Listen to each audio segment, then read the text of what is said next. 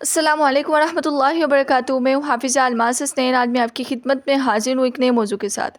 اگر ابھی تک آپ نے میرا یوٹیوب چینل سبسکرائب نہیں کیا تو سبسکرائب کر دیں اور بیل آئیکن کو بھی دبا دیں تاکہ نئے آنے والی جتنی بھی ویڈیو ہیں وہ آپ تک براہ راست پہنچ سکے اور آپ اس سے استفادہ حاصل کر سکیں۔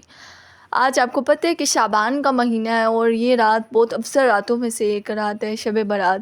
اس کی فضیلت، فضائل اور کچھ اہم مسائل بھی آپ کے ساتھ میں ڈسکس کروں گی۔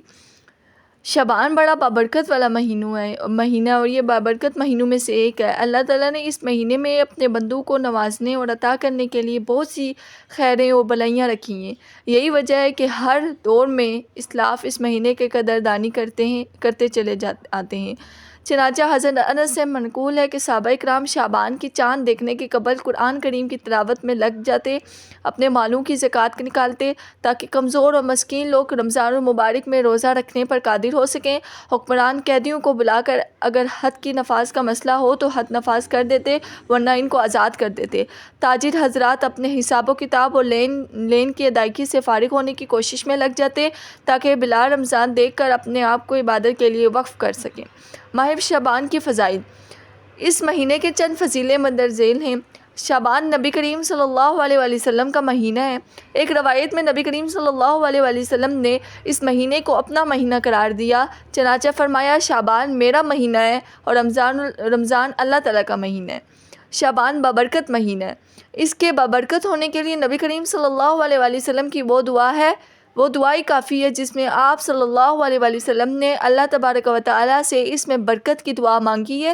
چنانچہ حدیث میں حضرت انس سے مروی ہے کہ جب رجب کا مہینہ داخل ہوتا تو نبی کریم صلی اللہ علیہ وآلہ وسلم یہ دعا پڑھتے، اللہم بارک لنا فی رجب و شعبان وبلغنا رمضان۔ اے اللہ، رجب اور شعبان کے مہینے میں ہمیں برکت عطا فرما اور ہمیں خیر و عافیت رمضان و مبارک تک پہنچا دیجیے۔ شعبان گناہوں سے پاک ہونے کا مہینہ ہے۔ ارشاد نبوی ہے، رمضان کا مہینہ اللہ تعالیٰ کا اور شعبان کا مہینہ میرا مہینہ ہے۔ شعبان کا مہینہ پاک کرنے والا اور رمضان کا مہینہ گناہوں کو مٹانے والا ہے۔ شعبان کے مہینے میں روزہ ادا کی شعبان کے مہینے میں روزہ رکھنے کی فضیلت کیا ہے؟ حضرت انس فرماتے ہیں کہ شعبان کو شعبان اس لیے کہا جاتا ہے کیونکہ اس میں روزہ رکھنے والے کے لیے بہت سی خیریں و بھلائیاں ہیں، شاخوں کی طرف، یہاں تک کہ وہ جنت میں جا پہنچیں گے۔ شعبان کے مہینے میں اعمال کی پیشی اس مہینے میں اعمال کی پیشی ہوتی ہے۔ چنانچہ حضرت اسامہ بن زید سے روایت ہے کہ نبی کریم صلی اللہ علیہ وآلہ وسلم ارشاد فرماتے ہیں، رجب اور رمضان کے درمیان جو شعبان کا مہینہ ہے، عام طور پر لوگ اس سے غفلت کا شکار ہوتے ہیں، حالانکہ اس مہینے میں بندوں کو اعمال اللہ تعالیٰ کے حضور پیش کیے جاتے ہیں۔ صدقہ جاریہ کے طور پر اس بات سب کو بتائیں اور سب کو اس بات سے آگاہ کریں تاکہ لوگ اس بارے میں جان سکیں۔ حضرت عائشہ صدیقہ رضی اللہ تعالیٰ عنہ فرماتی ہیں کہ میں نے نبی کریم صلی اللہ علیہ وآلہ وسلم کو شعبان سے زیادہ کسی مہینے میں روزے رکھتے نہیں دیکھا۔ آپ اس ماہ کے اکثر دنوں روزے رکھتے بلکہ پورا مہینہ بھی روزے رکھتے تھے۔ ماہ شعبان اور شب برات کی فضیلت اور احکام کیا ہیں؟ شب برات میں 3 اعمال احادیث سے ثابت ہیں۔ 15ویں رات کو اپنے گھر میں نفلی اور افرادی عبادت کرنا، لیکن نفلی نماز میں کوئی مخصوص تعداد رکعتوں کی یا مخصوص صورتوں کی نہیں بلکہ جتنی رکعتیں ممکن ہوں عام نفل نماز کی طرح انفرادی طور پر پڑھ لی جائیں۔ 15ویں شعبان کی رات قبرستان جانا بھی ثابت ہے۔ نبی کریم صلی اللہ علیہ وآلہ وسلم زندگی میں صرف ایک مرتبہ اس رات کو جنت البقیع کے قبرستان تشریف لے گئے اور مردوں کے لیے دعا استغفار فرمایا۔ یہ ترمذی میں ہے۔ لہٰذا اگر کوئی ثواب کی نیت کر کے اس رات قبرستان جائے تو انشاءاللہ اجر پائے گا، لیکن وہاں میلے لگانا، قوالی پڑھنا، سننا، پھول چادریں چڑھانا سب گناہ کی باتیں، اس سے اجتناب ضروری ہے۔ اس طرح عورتوں کا قبرستان جانا ہر حال میں منع ہے۔ نبی کریم صلی اللہ علیہ وآلہ وسلم نے فرمایا، اللہ لعنت فرمائے ان عورتوں پر جو قبرستان جاتی ہیں اور ان مردوں پر جو قبرستان پر چراغاں کرتے ہیں۔ ابن ماجہ میں یہ حدیث۔ 15 شعبان کے دن کو روزہ رکھنا، ویسے بھی ہر اسلامی ماہ 14، 13 اور 15 کو آپ صلی اللہ علیہ وآلہ وسلم روزہ بہت کثرت سے رکھنا ثابت ہے، اور رمضان کے بعد سب سے زیادہ روزے آپ صلی اللہ علیہ وآلہ وسلم رکھا کرتے تھے، اس لیے 15 کا روزہ رکھنا مستحب ہے۔ یہ رات مغفرت والی ہے، اللہ کی رحمت سے محروم افراد، لیکن اس رات میں چند اشخاص کی مغفرت نہیں ہوتی: مشرک، کینہ رکھنے والے، قطع رحمی کرنے والے، شروار ٹخنوں سے نیچے لٹکانے والے، والدین کی نافرمان، شرابی، کسی کو ناحق قتل کرنے والی، زانی۔ 15ویں رات کی عبادت میں اس سے اجتناب ضروری ہے۔ آتش بازی، یہ رسم نہ صرف ایک بے لذت گناہ ہے بلکہ اس کی دنیاوی تباہی بھی ہمیشہ آنکھوں کے سامنے آتی ہے۔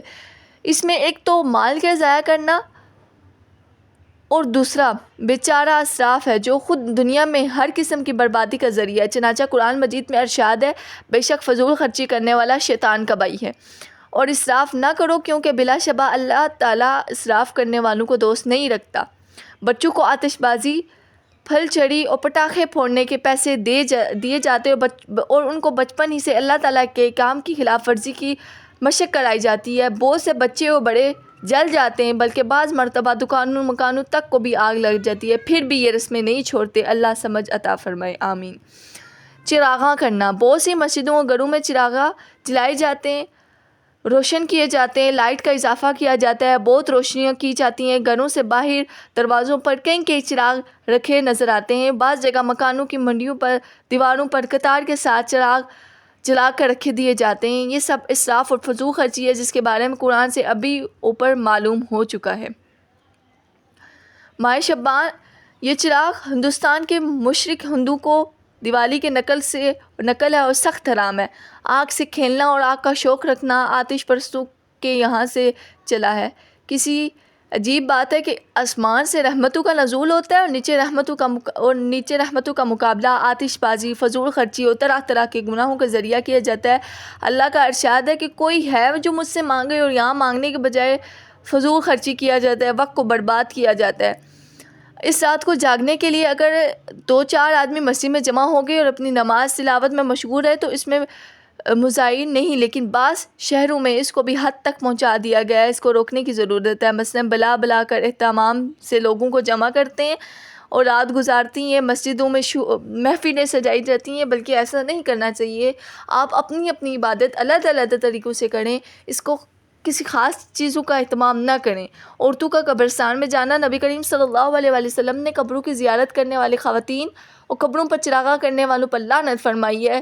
یہ اس لیے کہ عورتیں قبرستان جا کر روٹی پیتی ہیں، نوحہ کرتی ہیں اور بے پردگی بھی ہوتی ہے، اور چراغاں اور پھول کے لیے پیسے بھی خرچ ہوتے ہیں۔ یہی رقم کسی مسکین کو دے دو، اس کا پیٹ بھر جائے گا، تو اس لیے عورتوں کا بھی قبرستان جانا منع کیا گیا ہے۔ ماہ شعبان، نفلی روزوں کی کثرت۔ حضرت عائشہ صدیقہ رضی اللہ تعالیٰ عنہا فرماتی ہیں کہ میں نے کبھی نہیں دیکھا رسول اللہ صلی اللہ علیہ وسلم نے رمضان کے علاوہ کسی پورے مہینے کے روزے رکھے ہوں، اور میں نے نہیں دیکھا کہ آپ کسی مہینے میں شعبان سے زیادہ نفلی روزے رکھتے تھے۔ اس سے معلوم ہوا کہ آپ صلی اللہ علیہ وسلم پورے اہتمام سے پورے مہینے کے روزے صرف رمضان کے رکھتے تھے جو اللہ نے فرض کیے ہیں۔ ہاں، شعبان میں دوسرے مہینوں کی نسبت زیادہ روزے رکھتے تھے، بلکہ اس حدیث کی ایک روایت میں یہ ہے کہ قریب پورے مہینے شعبان کے روزے رکھتے تھے اور بہت کم دن ناغہ فرماتے تھے۔ رمضان کی عظمت، حرمت اور فضیلت بھی ہے جیسے شعبان کی ہے۔ نبی کریم صلی اللہ علیہ وسلم نے خود فرمایا ہے کہ رمضان اللہ کا مہینہ اور شعبان میرا مہینہ ہے۔ اس لیے آپ لوگ فضول خرچیاں کرنے، فضول کی رسومات ادا کو پہچاننے اور فضول کی چیزیں کرنے سے اچھا ہے آپ اس رات عبادت کریں، کیونکہ اللہ تعالیٰ فرماتا ہے کہ کوئی ہے مجھ سے مانگنے والا۔ آپ کے پورے سال کے نامہ اعمال اللہ کی بارگاہ میں پیش ہوتے ہیں، آپ کی زندگی اور موت کے فیصلے کیے جاتے ہیں۔ چند اشخاص ایسی ہیں جن کی توبہ قبول نہیں ہوتی، میں اوپر ان کو بتا چکی ہوں وہ کون سے لوگ ہیں۔ اس لیے اگر آپ ان میں سے کوئی ہیں تو ابھی بھی توبہ کا وقت ہے۔ اللہ تعالیٰ قادر ہے، غفور رحیم ہے، وہ کہتا ہے مجھ سے مانگو میں آپ کو معاف کروں، لیکن ہم مانگتے نہیں اس سے کہ ہمیں وہ معاف کرے۔ اس لیے شب قدر کی بہت فضیلت ہے، شب برات کی بہت فضیلت ہے، اور اس میں کوئی مخصوص عبادت نہیں ہے کہ مخصوص عبادت کرنا، بس جتنی ہو سکیں آپ تلاوت کریں، ذکر و اذکار میں مشغول ہیں۔ کوئی خاص طریقے کی عبادت اس میں نہیں ہوتی، جس طرح عام طور پر آپ نماز پڑھتے ہیں اس طرح نفل کی ادائیگیاں کریں تاکہ اللہ تعالیٰ کے گرد حاضر ہو کر آپ اپنے گناہوں کی معافی مانگیں تاکہ وہ رب آپ کو معاف کر دے۔ امید کرتی ہوں یہ فضائل، یہ مسائل، آپ کے دماغ میں کوئی بھی مسئلہ ہو تو آپ کمنٹ کر کے نیچے مجھ سے وہ سوال پوچھ سکتے ہیں تاکہ میں آپ کو اس کا جواب دے سکوں۔ اس سے اچھا یہ نہیں یہی کیا ہے کہ آپ بات کو اس دماغ میں ڈالے رکھی ہوں اور اس کے بارے میں خود سے سوچنا شروع کر دیں. اس سے اچھا ہے کہ آپ کسی سے معلومات انفارمیشن لے لیں کہ یا کیا یہ بات ٹھیک ہے، اس کے بارے میں قرآن کی حدیث کیا ہے، سنت کی حدیثیں کیا ہیں. میں نے آپ کو سارا بتایا ہے جو میرے علم میں تھا. امید کرتی ہوں آپ کو یہ ویڈیو اچھی لگی ہوگی. انشاءاللہ دوبارہ حاضر ہوں گی نئی ویڈیو کے ساتھ. تب تک کے لیے اللہ حافظ.